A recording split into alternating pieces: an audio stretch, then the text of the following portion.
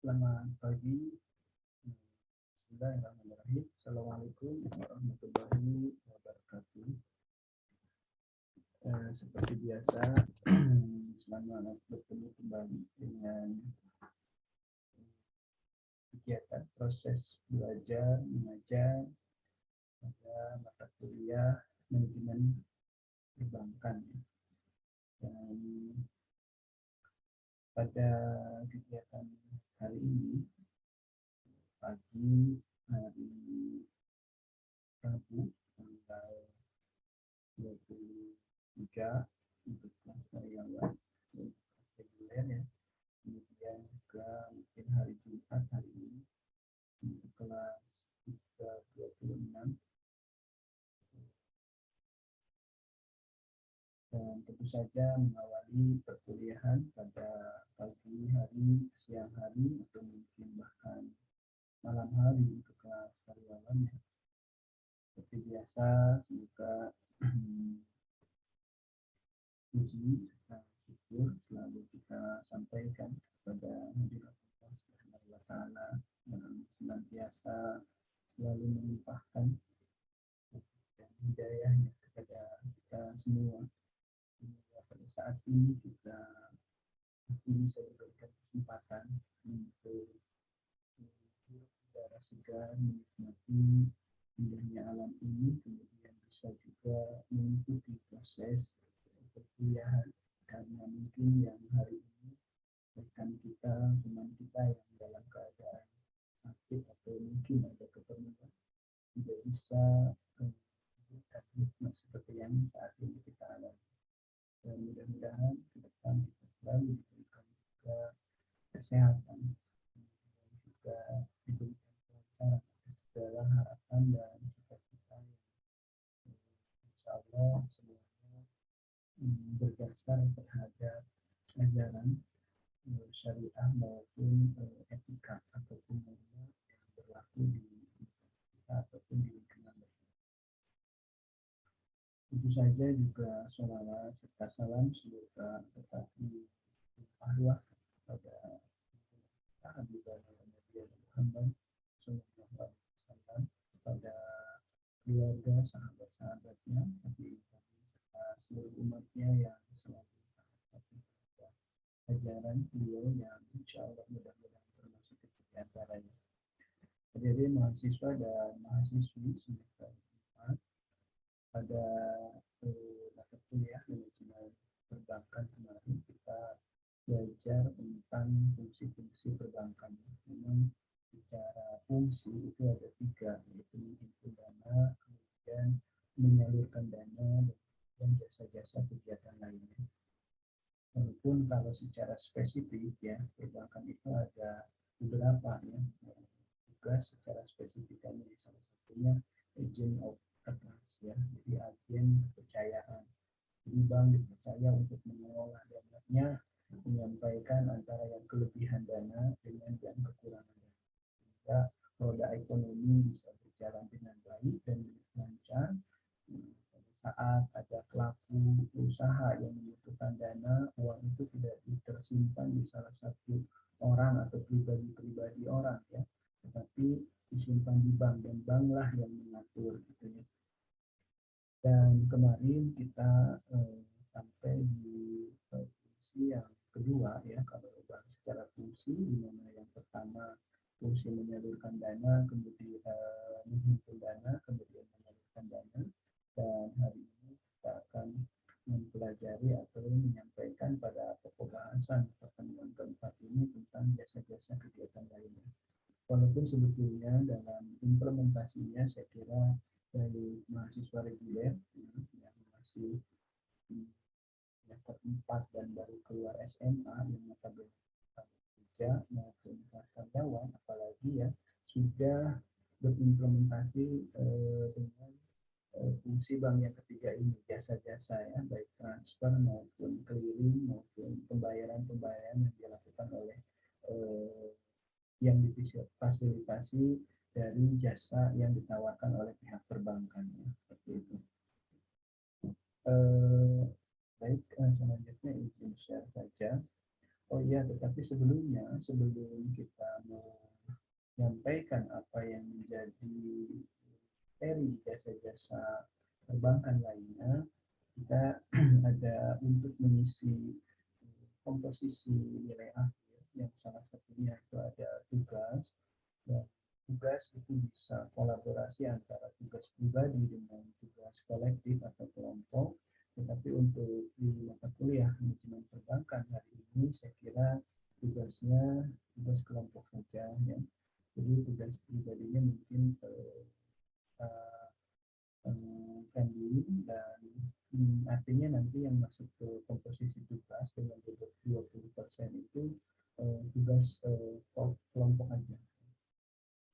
Dan di sini kita sudah menyiapkan ya untuk nanti dibahas dan seperti biasa presentasi walaupun sifatnya masih daring ya atau online, tetapi tidak mengurangi semangat dan inovasi kreativitas kita untuk melaksanakan sebuah diskusi dan presentasi secara daring ya.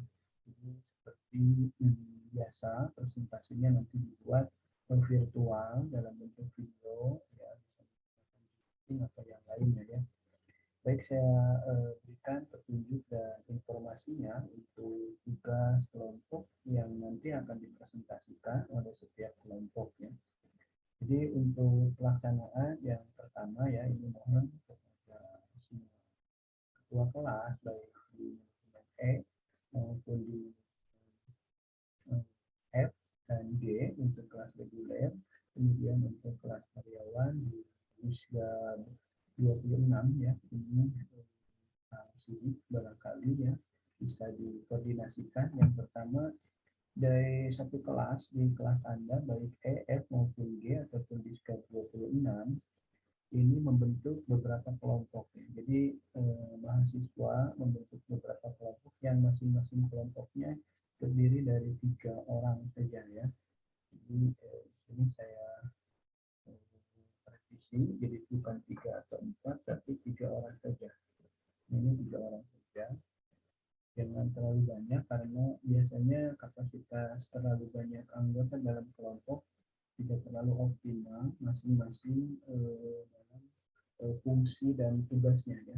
Jika semua berperan, baik yang menurut kita kurang pun mereka akan dengan sangat terpaksa berperan karena komposisinya tidak terlalu banyak.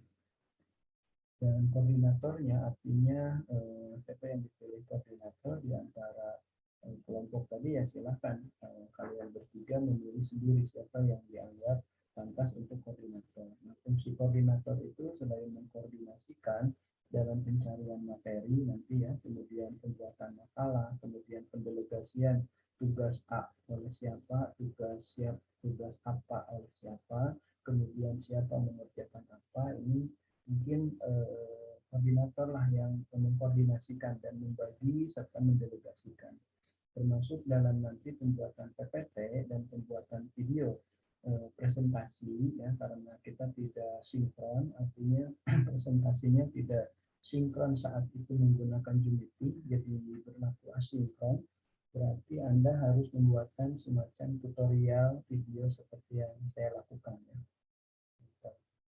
Kecuali kalau memang kita saat perkuliahan menggunakan Zoom meeting langsung, jadi virtual online tetapi sinkron, artinya saat ini yang kelompok yang presentasi maupun yang ini maaf di rumah masing-masing ataupun dimanapun keadaannya, yang penting pantas seperti di mobil juga kadang-kadang kan ada ya yang menyimak di HP, yang penting layak tidak membahayakan dan sinyalnya bagus, itu berlaku dengan waktu yang sama, itu artinya sinkron. Tetapi hari ini kita berlaku virtual nantinya daring, tetapi terjadi asinkron, artinya tutorial itu sudah delay ya, artinya direkam terlebih dahulu. Nah begitu, jadi koordinator lah yang membagi, kemudian juga mengkoordinasikan setiap materi yang nanti akan dibahas, termasuk pembuatan PPT, pembuatan makalah, dan termasuk pembuatan videonya. Dalam menggunakan rekaman video sebetulnya bisa bisa menggunakan Zoom meeting ya, karena kalau 3 orang itu di Zoom meeting saya kira tidak harus berbayar. Jadi yang gratisan pun kalau hanya di bawah 4 orang itu bisa sampai berjam-jam, artinya tidak dibatasi waktu. Yang dibatasi waktu maksimal 30 menit sampai 40 menit itu jika audien atau partisipan dalam Zoom meeting itu melebihi dari 4 orang. Jadi kalau anggotanya 3 orang, saya kira Anda mengschedule di Zoom meeting untuk merekam kegiatan tutorial presentasi setiap kelompok yang Anda bawakan, itu saya kira menggunakan Zoom meeting juga bisa ya, yang gratisan. Seperti yang saya lakukan ini, karena saya membuat tutorialnya sendirian, tidak ada partisipan yang nanti akan diupload di channel YouTube ya, itu tidak berbayar ya. Artinya tidak harus menggunakan yang berbayar, karena partisipan yang masuk di meeting tadi tidak melebihi dari 4 orang. Apalagi saya hanya sendirian saat ini ya, jadi tidak ada partisipannya. Gitu. Nah, ini sepertinya tidak memberatkan ya kepada setiap peserta mahasiswa. Mungkin yang harus ada itu sekedar kuota saja ya, saat presentasi tinggal diatur saja. Kalau memang kondisinya tidak ada kuota, ya Anda cari HP yang memang memiliki kuota saja, atau kalau di kampus boleh menggunakan WiFi kampus, silahkan minta saja password dan segala sesuatu fasilitasnya ke bagian Sapras yang ada di kampus ya. Nah, kemudian setelah terbentuk ini, nanti yang kedua kita lihat bahwa pengkajian yang setiap yang kita sudah bahas di kontraksi lagi ya, dalam arti di rencana pembelajaran semester setiap pertemuannya nanti itu akan dibahas dan disajikan oleh kelompok yang tadi sudah dibentuk gitu ya. Jadi nah, tentu saja kelompok pertama berlaku yang pertama presentasi, tidak harus nanti diundi lagi ya. Kenapa? Karena satu sama lain pokok bahasan itu saling berkaitan. Jadi kalau di Kotlog misalkan kelompok 10 ternyata yang harus presentasi minggu depan, malah hasil undiannya kelompok 1 yang harus di minggu ke-12 gitu. Nah, itu pokok bahasannya itu jadi tidak runut.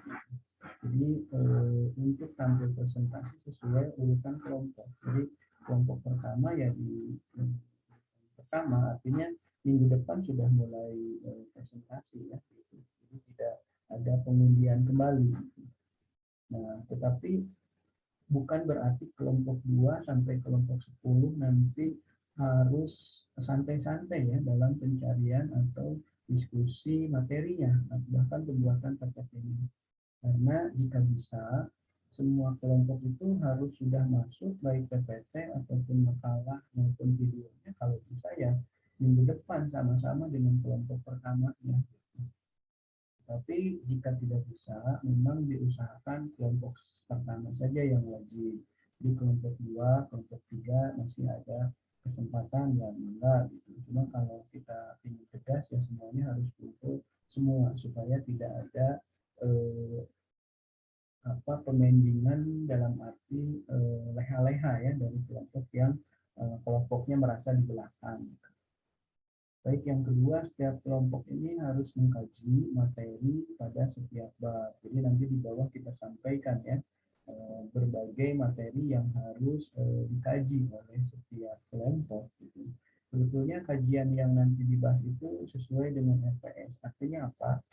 Jadi tidak keluar dari rencana pembelajaran semester. Cuma berbedanya jika setiap minggu kemarin yang menyajikan presentasi pada saat setiap pokok bahasan itu adalah dosen. Nah, di sini adalah Anda di mahasiswa. Hal ini dimaksudkan yang pertama melatih kemampuan Anda dalam komunikasi, kemudian pencarian bahan, kemudian pembuatan desain PPT dan yang lainnya, yang mudah-mudahan kelak bisa bermanfaat ya saat Anda misalkan baik di tempat kerja maupun di lingkungan masyarakat, sebut saja misalkan di Karang Taruna di desa atau di yang lainnya ya, di organisasi lainnya, saat Anda diberikan kesempatan untuk menyampaikan yang menjadi ide dan gagasan Anda. Nah, biasanya kan paling tidak penyampaian ide gagasan supaya gampang dipahami, salah satunya dengan penyampaian melalui PowerPoint, metode tutorial, kemudian juga menggunakan beberapa alat seperti infografis dan lainnya. Walaupun sebenarnya sekarang udah banyak yang canggih ya selain itu, tapi paling tidak ini bisa bermanfaat. Kemudian yang kedua, sebetulnya ini juga ingin mengisi komposisi dari nilai akhir yang dimaksudkan. Di situ ada komposisi atau indikator tugas. Gitu. Jadi kalau kita tidak memberikan tugas, saya khawatir komposisi tugasnya jadi kosong, sehingga nanti yang ada hanya 3 indikator, yaitu keaktifan, UTS, dan UAS. Gitu. Sementara hasil dari nilai akhir itu pasti pembaginya termasuk juga ada pembagi keakumulasi tugas. Gitu. Sementara komposisi yang dibagi itu hanya dari UTS dan UAS. Jadi minus ke tugas, tetapi pembaginya tugas termasuk gitu, karena kita sekarang tidak manual kan, tidak di Excel ataupun tidak dihitung kalkulator manual, itu sudah software. Dalam mengisi komposisi tugas ini ya, jadi ini termasuk. Cuma supaya tugas ini bisa ada kemana-mana ya, selain tadi pelatihan tentang kemampuan Anda dalam berkomunikasi, menyampaikan apa yang menjadi ide dan pemahaman yang sudah Anda kuasai, nah, disampaikan ke yang lain. Karena ada kalanya seseorang ini pintar ya, seseorang ini sudah paham dengan hal-hal yang menjadi materinya, tetapi ada kalanya juga dia tidak mampu menyampaikan, sehingga transfer knowledge terhadap pihak lain tidak sampai, padahal ilmunya luar biasa banyak dan kompeten serta kapabel di bidangnya, tetapi kemampuan komunikasi atau public speakingnya mungkin kurang. Nah, barangkali di sini kita bisa saling mengkoreksi, bisa saling memberikan saran yang lebih baik lagi supaya ke depan kita punya kemampuan bahwa cara teknik membuatkan materi kemudian yang lainnya itu seperti apa. Karena masih ada juga kelompok yang menyampaikan materinya itu seperti di slide-nya itu uraian diketik ulang gitu, dalam satu buku itu diketik ulang. Padahal ada tekniknya, salah satunya adalah membaca dulu, menyerap intinya, kemudian masukkan ke slide itu poin-poin yang pentingnya saja. Bahkan kalau bisa poin penting itu sudah dibuatkan dalam bentuk misalkan kartunisasi, gambar-gambar. Nah, sehingga nanti gambar-gambar visualnya tadi kita tinggal terangkan oleh pemahaman yang kita kompeten dan kapabel tadi. Sehingga meyakinkan partisipan audien itu bahwa si fasilitator itu betul-betul paham dan menguasai dengan materinya, sehingga diskusi akan semakin menarik karena ada keyakinan dari partisipan bahwa yang menjadi fasilitator ini adalah benar-benar paham dan betul-betul ahli bidangnya, sehingga mereka merasa beruntung hadir dalam kondisi dan kegiatan tersebut. Itu saya kira ya, dan ini mudah-mudahan bisa dipelajari atau artinya latihan lah gitu. Adapun ternyata sekarang ada yang masih kurang, itu tidak masalah karena sifatnya pendidikan kan justru latihan. Justru kita saling mengkoreksi dan memahami kelebihan kita di mana, kekurangan kita di mana, sehingga nanti kita akan bisa memperbaiki kekurangan-kekurangan dan mempertahankan serta meningkatkan kembali apa yang sudah menjadi baik di diri kita ataupun di kelompok kita. Itu barangkali ya. Kemudian yang nomor 3 ini setiap mahasiswa yang ini kalau nomor 3 ini kalau terjadi pengundiannya luring ya, karena ini dummy ya, jadi ya silahkan diatur oleh ketua kelasnya mau menurut absensi, silahkan ya, misalnya nomor urut 1, 2, 3 di absensinya itu udah kelompok pertama, 4, 5, 6 udah kelompok kedua, kemudian 7, 8, 9 kelompok 3, 10, 11, 12 kelompok keempat. Mau seperti silahkan. Mau diambil yang nomor 1 sama nomor 40 sama yang di tengah, jadi kelompok 1 silahkan. Sekiranya tidak memusingkan, sekiranya itu juga ini ya. Tapi kalau metode yang tadi ternyata di mata kuliah yang lain juga ternyata 1, 2, 3 itu udah kelompok pertama. Ternyata di kita jangan itu lagi, mau dipisah, nah itu silahkan. Yang penting aman ya, tidak terjadi hal-hal yang menjadi malah tambah konflik ya. Silahkan Pak Kang Jenal di kelas E, kemudian Zaini Ansor ya di kelas G, kemudian di kelas F itu ada Putri ya, silakan di ini dibentuk ya, kemudian di Diskon 26 ada Teh Elia, ada Teh Clarissa, silakan dibentuk sedemikian rupa ya kelompoknya. Kemudian waktu diskusi silakan itu antara 30 menit lah, kalau ya tidak 90 menit ya. 90 menit terlalu lama, itu 1 jam setengah. Jadi 30 menit saja ya, atau 40 menit silakan. Nah, presentasi dapat dilakukan. Nah, ini kalau luring nih, petunjuk-petunjuk. Jadi presentasinya silakan kalau daring dilakukan melalui Zoom meeting, tapi direkam ya, karena nanti itu setiap kelompok setelah merekam hasil presentasinya itu ya dikonverter, kemudian di konversikan atau ya ke Drive ya, dan jadi dalam bentuk Google Drive. Nah, setelah link Google Drive-nya baru dikirim ke dosen. Dan pengiriman ke dosen untuk kelompok yang saat hari jadwal kuliah akan presentasi itu maksimal pengirimannya 2 hari sebelumnya. Jadi kalau hari Rabu minggu depan, misalnya kelompok pertama itu akan presentasi ya, minggu depan kelompok pertama akan presentasi. Jadi Anda itu harus cepat mencari materi, membuatkan video tutorialnya gitu ya, presentasi kelompok Anda, dan maksimal mengirimkan ke dosen itu hari Senin 2 hari sebelum hari Rabu, karena saya akan memeriksa isi videonya ya, isi materi, kemudian saya nilai, kemudian saya tambahkan prolog di situ, kemudian saya lepas ke channel YouTube, kemudian untuk dibahas nanti pas jadwal. Nah, di situ tinggal dapat poin diskusi dan yang lainnya jika ada yang dipertanyakan. Sebenarnya untuk poin presentasi dan materi saat Anda setor hari Senin itu ya, itu sudah saya nilai, sudah saya dapatkan ya, seperti itu. Nah, kemudian kelompok 2 minggu depannya lagi kan ini presentasinya sama, maksimal hari Senin itu harus sudah disetorkan. Nah, untuk kelas karyawan di sekitar 26 karena hari Jumat ya, berarti maksimal penyampaian video yang sudah Anda rekam setiap kelompok itu maksimal hari Rabu ya. Nah, jadi Teh Elia, Teh Clarissa, jadi tidak boleh melebihi dari hari Rabu. Apalagi hari Jumat belum, karena kan Anda hari Jumat ya jadwalnya. Kalau untuk reguler hari Senin maksimal karena jadwalnya hari Rabu ya. Gitu.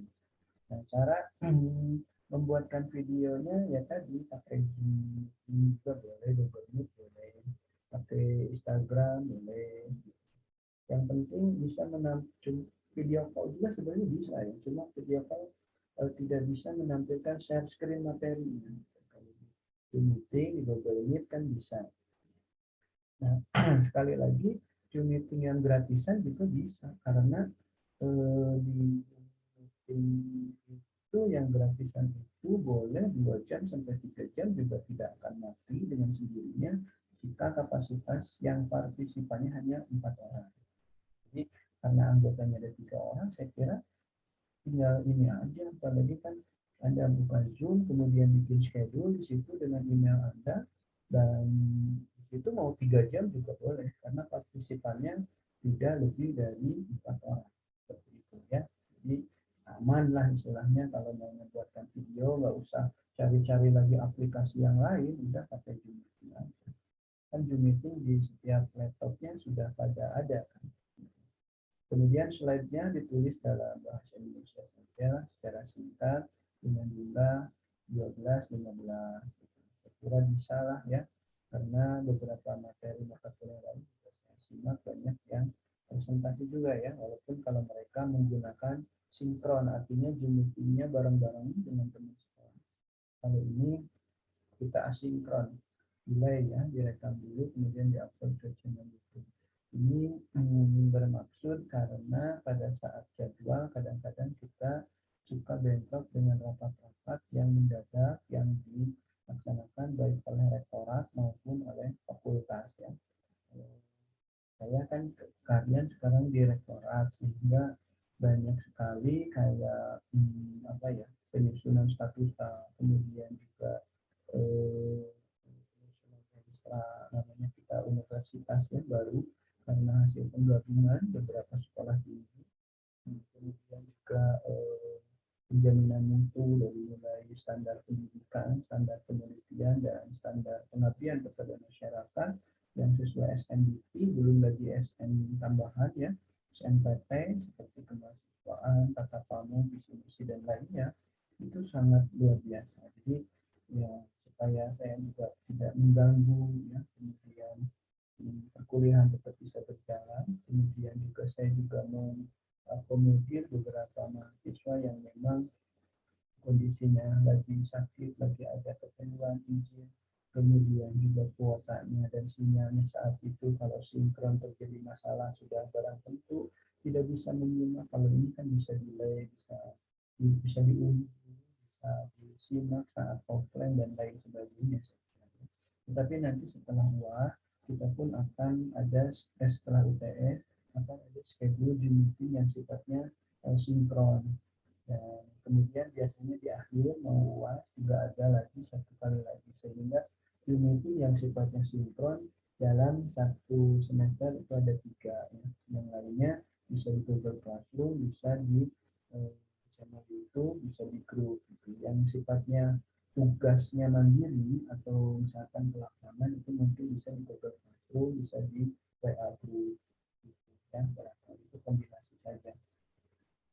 Nah, ini jumlah slide-nya 12 aja sampai 15 slide ya. Jangan terlalu panjang juga karena nanti akan terlalu lama juga dan monoton, tetapi juga jangan terlalu sedikit juga. Apalagi misalnya satu slide begitu dibuka nama anggota timnya langsung terima kasih, slide kedua itu juga tidak boleh ya, karena isi materinya malah tidak ada. Nah, ini kalimat yang ditulis pada slide merupakan ringkasan. Tadi sudah saya sampaikan ya. Jadi jangan memindahkan apa yang ada di buku persis gitu ya, buku uraian, sehingga saat masuk ke penerangan itu ada seperti baca buku. Itu juga tekniknya ya. Walaupun hari ini saya juga tidak bermaksud menggurui, cuma beberapa hal yang mudah-mudahan kalau Anda ikuti nanti bisa bermanfaat. Tadi di dunia kerja, barangkali Anda saat kerja itu diberikan kesempatan untuk menyampaikan apa yang menjadi ide gagasan Anda itu dalam bentuk PowerPoint ya, seperti itu. Dan Anda harus sampaikan, Anda harus transfer apa yang menjadi ide Anda itu dan meyakinkan kepada semua teman, rekan, serta atasan Anda bahwa ide Anda ini merupakan ide yang brilian, inovatif, dan bisa dilaksanakan untuk kemajuan perusahaan Anda. Itu luar biasa menurut saya, menjadi kebanggaan tersendiri. Sudah idenya bagus, kemudian mampu meyakinkan, mampu mentransfer pemahaman ide Anda kepada yang lain, sehingga orang lain menjadi paham dan setuju dengan ide Anda, bahkan terlebih berhasil. Itu sangat luar biasa. Kemudian yang ke-8, tampilan slide secara artistik diperkenankan. Jadi artinya kalau Anda mau ada modifikasi dari desain belakang gitu ya, dari setiap PPT, silahkan, termasuk cara memainkannya. Bahkan kemarin dari teman kita di kelas F ya, kita boleh berbentuk kartunisasi, boleh selama tidak keluar dari substansi materi, pokok bahasan yang dibahas, boleh. Jadi justru inovasi itu ya. Dan nanti si partisipan tidak jenuh ya, karena kalau sifatnya uraian seperti memindahkan saja, jadi seperti baca buku itu malah monoton ya. Nah, diharapkan background yang kontras, kontras tidak apa ya istilahnya abu buyar tulisannya tidak sampai. Jadi saya kira jarang terjadi ya.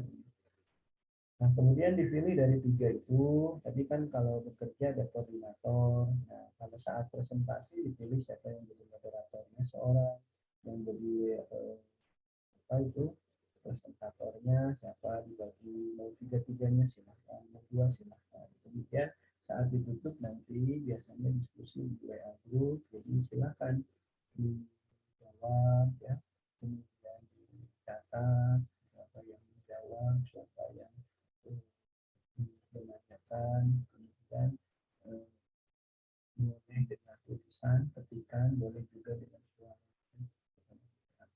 Bisa juga bertanya ataupun menjawab dengan suara ya.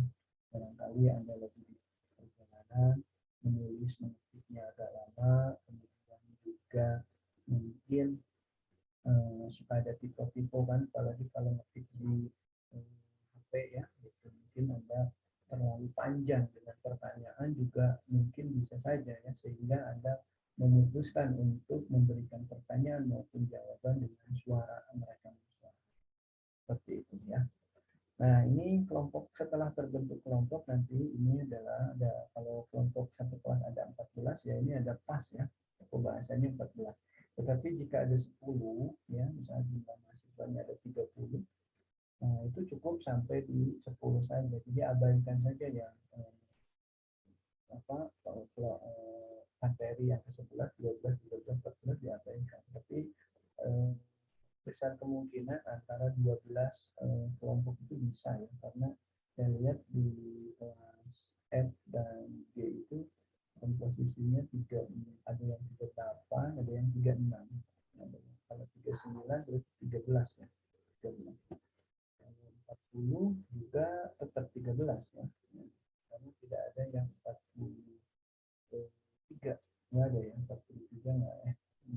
42 berarti ya. Kalau 42 pas 14. Berarti sebenarnya kelompok 14 ini atau materi diskusi yang ke-14 ini besar kemungkinan tidak terambil ya. Nah, kelompok pertama ini materinya manajemen funding ya. Jadi mulai hari ini setelah dibentuk, Anda langsung koordinasi dengan anggota kelompoknya untuk siapa mencari apa, siapa mengerjakan apa. Nah, kemudian khusus untuk kemudian khusus untuk PPT, kemudian ada schedule kan, jika sudah beres, sudah fix di grup bertiga itu sudah sama-sama. Jadi kalau berjauhan boleh bikin grup WA tuh hanya bertiga. Jadi kalau sudah beres, ya bisa keluar lagi dari grup itu ya. Bahkan saya kelompok satu sudah membuatkan PPT seperti yang koordinator tugaskan. Barangkali ada masukan dari anggota dua yang lainnya, saya share aja di grup yang bertiga tadi. Barangkali ada masukan, ada yang harus dikurangi atau ditambahkan, silahkan. Nanti yang dua orang, dan orang Subang, orang Majalengka, membaca kan, membuka, kemudian jika ada masukan tinggal di screenshot. Nanti saya yang bertugas mengerjakan PPT di kelompok itu merevisi seperti masukan anggota. Jadi jika jauh juga banyak solusi untuk apa istilahnya, banyak cara lah untuk bisa mengerjakan dan bekerja kelompok. Itu tidak harus ketemu ya, kasihan jauh-jauh. Tidak, kondisinya masih level 3 kan untuk Subang karena masuk Bandung Raya, nggak tahu Majalengka Subang. Kemudian yang kedua, kita di sini aman, tapi kan kita juga tidak tahu yang dari luar kota ya, bukan berarti yang luar kota ini kita berusaha dan punya penyakit tidak ya, tetapi kan bisa saja di perjalanan karena mereka ketemu siapa di kendaraan, ketemu siapa, nah mungkin juga bisa terjadi seperti itu. Jadi untuk mengantisipasi hal tersebut sebenarnya bisa digunakan secara online ya. Tetapi kalau memang merasa aman, mau ketemu juga mangga, lebih baik. Cuma hati-hati, protokol kesehatan tetap dijaga. Nah itu ya kelompok pertama, jadi harus cepat ya. Jadi hari ini saat dibentuk kelompok, kemudian dapat materi ini juga silahkan searching materi di buku juga yang sudah Anda beli, silahkan dibuka, kemudian dirangkum, buatkan slide termasuk makalahnya. Dan untuk kelompok pertama, ya yang bawa manajemen funding berarti Anda harus sudah beres mengirimkan video itu hari Senin. Berarti hari Sabtu Minggu silahkan materi PPT harus sudah beres dan Anda harus sudah buatkan video. Jadi video aja di Zoom, cuma sendirian saya. Ini direkam nih, ini direkam. Jadi Anda nanti bertiga aja masuk, bikin aja schedule meeting, nanti ke teman yang duanya lagi share itu apa link Zoom-nya, share. Sehingga nanti kalau PPT-nya sudah beres, PPT-nya mau di-share screen sama siapa, sama yang membuatnya, sama koordinator, silahkan. Terus sebelum tekniknya ada technical meeting dulu, misalkan si Anu presentasi slide sekian sampai sekian, supaya saat terjadi di rekaman tadi itu sudah ada kesepakatan ya. Gitu. Dan nanti setelah direkam juga Anda masih bisa edit-edit ya kalau memang Anda bisa. Setelah yakin Anda kirim ke grup yang bertiga tadi, nanti satu sama lain saling mengoreksi. Kalau sudah tidak ada kekurangan, ya sudahlah kirim saja ke dosen maksimal kan hari Senin. Nah, kalau memang ada kekurangan, ada beberapa yang memang harus dikoreksi, bisa diedit, edit lah. Kalau tidak bisa harus mengulang presentasinya, ya buat lagi schedule meeting, presentasi lagi. Gitu. Seperti itu bertiga, direkam lagi di komputer Anda. Nah, memang yang harus share screen materi yang harus merekam itu mau nggak mau harus di laptop. Tapi dua orang lagi untuk sekedar menyajikan ya yang di Subang, yang di Majalengka atau yang di Bandung itu boleh juga di HP, gitu. Tidak harus selalu di laptop. Cuma untuk yang share screen materi itu mau nggak mau harus di laptop ya, gitu. Di laptop sekaligus merekam. Ingat, jadi di komposisi bawah Zoom itu ada record ya. Record rekaman itulah yang nanti dikirimkan ke dosen. Gitu barangkali ya. Mau simulasi dulu silakan. Terus kalau setelah di Zoom ternyata ada yang salah, ada kalimat yang salah. Kalau nggak bisa diedit ya paling tidak diulang lagi aja. Jadi yang hasil konverternya kalau sudah kadung di konverter ya dihapus saja. Kalau memang belum di konverter ya di cancel saja. Jadi hati-hati saat setelah record itu jangan dulu langsung keluar karena itu harus di konverter ya, di konverter. Nah, setelah di konverter biasanya akan masuk dengan sendirinya ke file dokumen ya di drive C biasanya ya, ke file dokumen. Di dokumen itu cari yang tadi sudah direkam. Nah, rekamannya langsung berikan ke dosen. Maksimal hari Senin ya untuk kelas reguler, untuk kelas karyawan maksimal hari Rabu. Atau kalau nggak langsung mau diedit dulu, di-share dulu di grup yang bertiga, ini loh hasil presentasi video yang tadi kita lakukan. Barangkali ada masukan, ada kekurangan, ada harus tambahan apa, silakan. Jadi kalau memang ada kekurangan, keputusannya bagaimana? Kalau mau diedit, silakan. Kalau tidak mampu diedit karena ini besar atau banyak ya, mungkin bisa bikin rekaman yang terbaru lagi, artinya diulang lagi ya. Tidak lama lah, paling kan tadi 30 sampai 40 menit. Nah, untuk kelompok kedua bahwa manajemen landing gitu ya. Manajemen landing. Nah, ini berarti minggu depannya lagi. Kemudian kelompok tiga bahwa tema manajemen dana bank. Ini berarti minggu depannya lagi. Tetapi jangan merasa bahwa kelompok pertama harus beres minggu depan, kelompok 5, 7 mah santai-santai aja. Nah, ini saya ingatkan, kelompok 5, 6 dan seterusnya tidak harus leha-leha ya. Kalau bisa, kalau saya tegas juga seluruh PPT dan makalah harusnya barengan minggu depan itu dengan kelompok pertama. Tapi dan saya yakin pasti kelompok 2 ngomong, Pak, izin saya mau minggu depan aja sebelum presentasi kan lama pasti begitu. Ya pada akhirnya saya membolehkan. Akhirnya ya mangga, yang penting saat presentasi ada. Dan kelompok 7 begitu tuh. Nah, sehingga terjadilah leha-leha. Jadi saya harapkan walaupun masih lama ya presentasinya pada kelompok 10 tetap saja dibuatkan lebih cepat, lebih baik. Jika sudah dibuatkan pas bareng dengan kelompok pertama beres juga kelompok 10 lebih bagus, kirimkan ke dosen boleh, nanti dosen akan memanage file datanya di dokumen untuk kelompok 10 sudah masuk, walaupun tampilnya nanti di minggu ke-10. Seperti itu.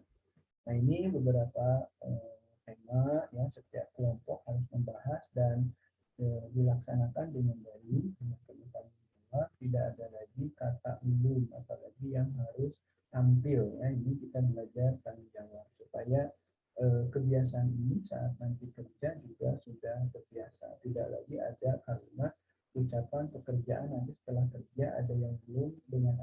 atasan tertentu sehingga atasan kecewa, percaya kepada Anda, kemudian atasan marah dan tidak mempercayai kita lagi, bahkan tidak sedikit ya yang pekerjaan kita ini tidak dilanjut, artinya di resign ya, kali seperti itu. Dan itu tidak boleh terjadi. Mudah-mudahan kita dalam pendidikan ini, dalam pembelajaran ini tidak bermaksud untuk membebani, menyiksa mungkin adik-adik karena ya namanya mahasiswa mesti ya pembelajaran, karena kan pembelajaran ini nanti supaya menghasilkan SDM yang ada, salah satunya dalam penyampaian, karena di Pemda dimanapun penyampaian seperti ini sudah biasa, anak-anak SMA itu sudah biasa, masa kita seperti itu. Jadi jangan ada pola pikir ya ini punya tugas-tugas semakin banyak aja, tidak seperti itu. Kita latihan dengan zona yang bertekanan tinggi, artinya setiap tempat kuliah ada tugas, nanti di tempat kerja tekanannya lebih tinggi lagi. Atasan ini sudah atasan ini turun lagi, bos besarnya turun lagi. Pekerjaan kita ini semakin numpuk, semakin stres, semakin pusing. Nah, dengan tekanan seperti ini biasa, walaupun tidak berarti juga kita menerima banyak tekanan, karena kapasitas manusia juga punya batasan ya. Makanya setiap semester harus 21 SKS, tidak boleh lebih, kecuali yang akselerasi ya, yang IPK-nya bagus 24 itu boleh. Itu karena bebannya sangat manusia, tidak boleh. 146 diambil satu semester sehingga langsung lulus, tidak boleh, karena tidak logis gitu, beban manusia ya, seperti itu. Nah, nanti yang dinilai adalah form penilaian setiap kelompok itu. Misalkan kelompok pertama jurusan manajemen, kelas manajemen 4 misalkan, jadi masalahnya manajemen funding, anggotanya misalkan si A, si B, si C gitu ya. Nah, ini tanda tangannya karena ini online, saya cek saja. Nah, nanti ini yang indikator untuk penilaian ya. Pertama, indikator penguasaan bidang keilmuan. Misalkan nilainya 80 karena bagus, 80, 85, 90. Nah, ini bobotnya paling gede. Jadi nanti 90 yang ada di nilai kualitatif akan dikali bobotnya 40% ya. Jadi 90 kali 4 ini 36 ya, 60 misalkan. Nah, untuk keterampilan berbahasa, misalkan bagus, pintar nih, tapi bobotnya di sini hanya 1. Karena kita bukan prodi bahasa ya, jadi bahasa penting, tapi kita ini adalah di sini yang kita ingin penguasaan bidang keilmuan, kecepatan bernalar lah yang ini agak bobotnya bagus. Karena di sini jangan sampai cari materi asal-asalan, kena nggak, termasuk juga dalam menjawab dalam diskusi, apa yang ditanyakan teman Anda itu apa kena ke permintaan pertanyaannya atau kemana-mana. Kecepatan bernalar juga poin yang paling inti dan bobotnya paling tinggi. Jadi walaupun 80 itu ataupun itu bobotnya 30 gede, tapi keterampilan bahasa walaupun 100 pintar sekali itu bobotnya masih 10 ya atau 1. Bukan berarti tidak mengindahkan, tapi yang kita inginkan. Tapi kalau kita prodi bahasa, mungkin keterampilan berbahasa yang bobotnya paling besar ya. Itu sah-sah saja sih, karena tergantung dari capaian pembelajaran yang kita inginkan dalam diskusi ini ya, dalam tugas ini. Nah, nanti akumulasi nilai kumulatif ini menjadi tugas ya, menjadi tugas bagi setiap individu yang ada di kelompok Anda. Dan itu nanti akan masuk ke komposisi tugas di nilai akhir ya, sehingga nanti akan bersatu juga dengan hasil UTS Anda dan UAS Anda, kemudian keaktifan ya. Dan kemudian semoga apa yang tadi saya sampaikan bisa dilaksanakan, kemudian bisa dikerjakan dengan baik, kemudian sesuai waktu, tidak ada yang mundur, dan nah, selanjutnya untuk hari ini ya, tugas tadi silakan dikerjakan. Nah, kemarin kita sudah di kegiatan perbankan menghimpun dana ya, walaupun ini sekelumit ya, karena nanti lebih detailnya yang memfunding dana oleh kelompok pertama, funding dana oleh kelompok kedua. Kemarin kredit juga ini ya, nanti juga akan dibahas lebih detailnya oleh kelompok ke-1, kedua, dan ketiga ya. Nah, kemarin tujuan kredit juga kita sudah sampaikan ya. Kemudian, nah ini yang memberikan jasa-jasa lainnya. Jadi jasa-jasa lainnya ini banyak ya, walaupun ini sebenarnya mungkin masih perbankan zaman dulu, karena zaman sekarang udah berubah lagi. Dulu jasa bank yang ditawarkan salah satunya menerima secara pembayaran pajak, pembayaran listrik, gitu ya, telepon. Nah sekarang fungsi ini sudah banyak tidak lagi oleh bank. Jadi beberapa aplikasi yang lain seperti mitra buka apa itu mitra Shopee, kemudian ya mitra Bukalapak, kemudian mitra Tokopedia dan yang lain-lainnya juga sudah menerima. Bahkan banyak sekarang masyarakat di kampung-kampung saja ya sudah menerima sekarang ini, sehingga ini bukan lagi menjadi jasa-jasa bank saja ya, walaupun memang di bank juga masih ada, tapi saya kira fungsi ini sudah banyak kompetitornya ya. Kan di HP Anda melalui m-banking, melalui eh, mitra Shopee atau yang lainnya dengan pembayaran GoPay, kemudian Shopify, kemudian juga OVO dan e-wallet itu sudah memiliki fungsi yang sama dengan fungsi bank yang jasa-jasa lainnya. Kemudian melayani pembayaran seperti gaji, pensiun. Nah, kalau ini mungkin masih ya, karena beberapa kompetitor lain belum ada ya, kecuali setingkat perbankan. Mungkin banyak bank yang mengelola pembayaran jasa lain untuk pensiunan, pemberian gaji itu banyak ya, kayak untuk TNI Polri itu BRI ya, yang dipercaya untuk pembayaran gaji. Artinya pemerintah, Kementerian Keuangan, kemudian Mabes Polri, kemudian Mabes TNI, baik Angkatan Darat, Laut itu untuk pembagian ke setiap TNI anggota itu ya di seluruh Indonesia itu melalui BRI, bukan BRI, tinggal nomor rekeningnya aja ya. Jadi ribuan TNI kita ini dari Kementerian Keuangan itu digaji, di-share di situ, ditransfer di situ masuk ke rekening. Ini jasa yang ditawarkan oleh perbankan ya. Kalau ini masih dikuasai gitu. Berbeda dengan penerimaan setoran kayak pembayaran pajak, bayar listrik itu walaupun memang masih ada di fungsi banknya, tetapi kompetitornya sekarang sudah mulai banyak sehingga yang bayar ke bank itu ya ada sih, tetapi tidak seperti sebanyak dulu. Kalau dulu kan banyak ya, hampir setiap kepala desa, kepala dusun itu mengkolektifkan warganya, kemudian antrinya luar biasa panjang dulu juga. Sekarang enggak. Jadi pembayaran itu bisa lewat beberapa aplikasi yang bermitra banyak ya, salah satunya tadi ya e-wallet, kemudian mitra eh, mitra apa itu Tokopedia, kemudian mitra Shopee dan lainnya juga banyak ya di Lazada dan lainnya yang menerima transaksi seperti itu, termasuk bayar pajak, bayar listrik, bahkan bayar apa itu pajak kendaraan, kemudian juga yang lainnya sudah bisa. Pasar modal dapat menjadi penjamin emisi. Nah, ini juga sebagai underwriter ya, ini masih ya. Kemudian transfer. Nah, fungsi transfer juga walaupun masih banyak, tetapi sedikit sekarang 40%-nya sudah punya kompetitor juga untuk jasa lainnya dengan fungsi transfer. Misalkan sekarang transfer-transferan masyarakat yang nggak punya rekening ke bank juga bisa kan melalui wallet tadi ya, atau OVO, kemudian GoPay dan lain sebagainya ya.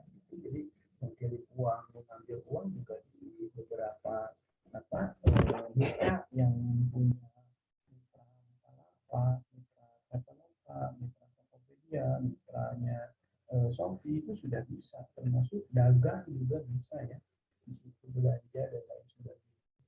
Fungsi-fungsi ini walaupun masih ada di perbankan sebetulnya sudah mulai berkurang karena beberapa inovasi. Makanya kalau bisnis di jasa dengan perkembangan teknologi itu yang begitu cepat, jika kita tidak mampu mengikutinya ya kadang-kadang ketinggalan kita. Bahkan mulai sadar saat nasabah yang biasanya bayar listrik aja banyak, sekarang mulai berkurang kan ke banknya, karena sudah banyak beberapa aplikasi yang bisa dimiliki oleh mitra yang bukan selain bank juga. Seperti itu. Mungkin fungsi transfer bank sekarang masih banyak, tetapi bukan pengiriman uang personal, tapi untuk penambahan deposit terhadap OPPO, kemudian deposit ke GoPay, deposit ke Shopify, gitu ya.